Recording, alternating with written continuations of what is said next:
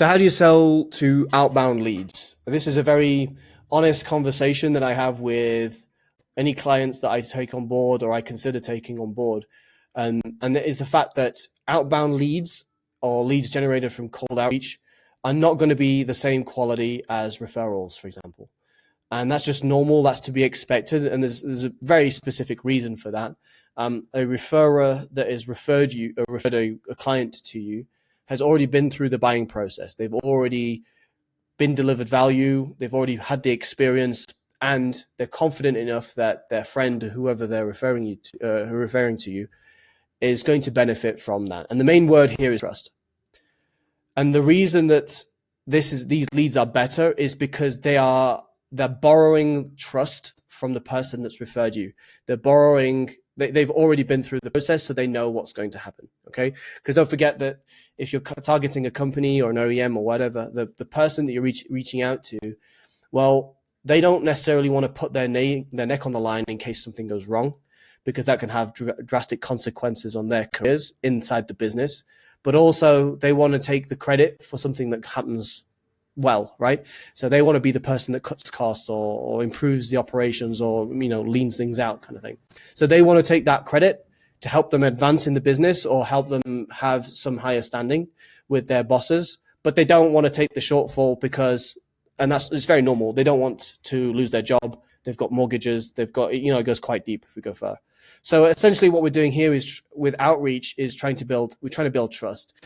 And referral leads are the best in terms of quality, but it's not scalable. When you're scaling a business, you're not able to just rely on referrals. You can have the best referral plan in the world. That's great. But at some point, you're just not able to predict who's going to come in from a referral or not. Okay.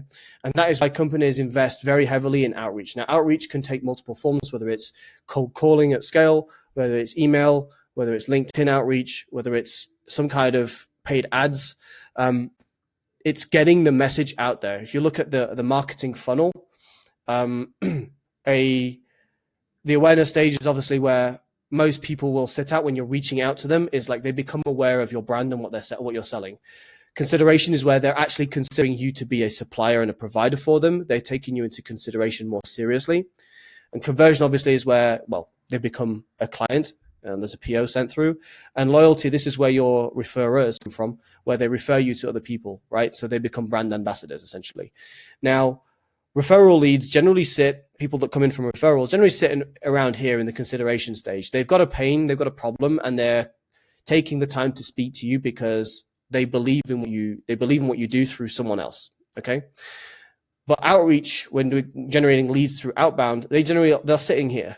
They're sitting at this stage here. They don't know who you are. They've seen an ad or they've received an email or they've had a phone call from you. They don't know who the hell you are. And this is why they are lower quality leads in a way. I won't say worse, but they're lower quality leads because they don't know who you are. If you get a reply through it, I'm going to tell you how to turn that around in a bit. Okay. And companies like Apple, companies like Coca-Cola, or any major company has a marketing budget for this because they know that this is where the growth lies in this stage here. Getting as much awareness out there as possible, right? Getting as many people to know the brand, to know the offer, to know what's, the brand identity and all the different offers and products that they're selling.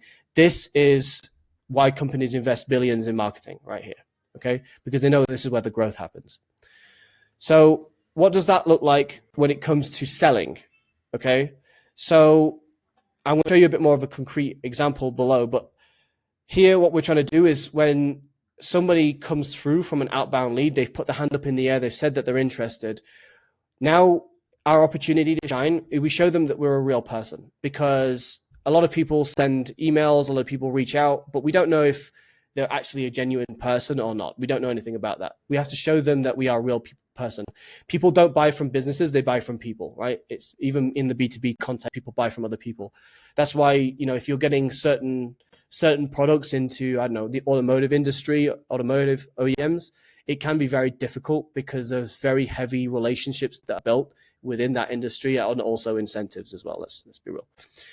But also here, case studies. How have you helped other companies get the results that they're looking for or similar results that they're looking for, can you provide a quick win to them, whether that is a free sample or a guide on how to set up their system quicker than they're already doing right now.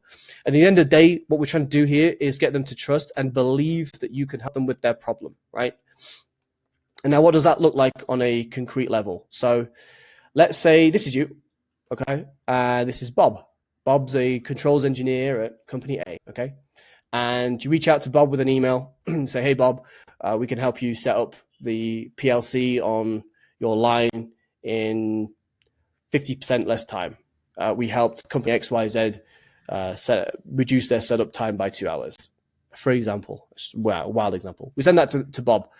Bob replies, he's interested in this. It's something that hits home with him. He's interested in reducing his time on the line and setting up stuff. And he's like, yeah, okay, then send me more information. Now, this here is Bob's opened the door to you very slightly, but he's opened the door to say, I've given you permission to give me more information. I've given you permission to help me with the problem that I'm potentially facing or you've potentially identified.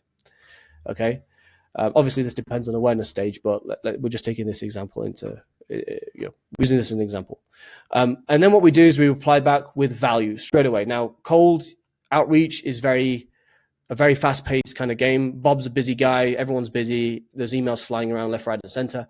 But we get back to them ideally straight away with some kind of value responding to the query that Bob has, whether it's pricing, whether it's a spec sheet, whether it's a video or something like that. Okay, we get back to Bob straight away. But on top of that, what do? We give them a call. And this is not just a cold call. This is a warm call. Bob, the email can get lost in the ether somewhere, or Bob can move on to something else. But this should not last longer than 2 or 3 minutes. Ideally, we're getting on the call. We're saying something like, "Hey, Bob, you expressed some interest in reducing your setup time by 50%. Just wanted to ask what you're looking for," kind of thing. We're here to identify and see if there is a genuine interest from Bob to take this further. Okay.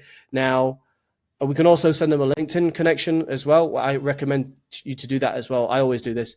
And the reason for that is, if they accept the connection, they can passively see what you're doing. If you're active on LinkedIn, if you're posting stuff, they can passively see what you're doing, case studies, the stuff that you're posting, the value that you're bringing to them. You're staying top of mind for Bob, okay?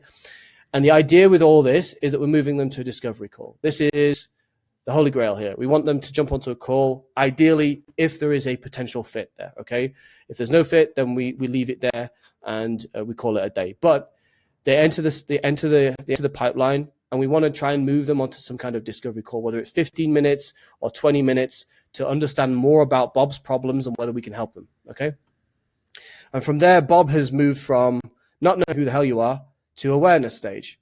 And then from there, once you've got on the phone and then you're moving him down the line, I'd probably say he sits about here at the discovery, at the border of awareness and consideration, where you set up the discovery. Now, if Bob's willing to get on a discovery call with you, there is some kind of interest there on fixing a problem that he has, potentially, okay?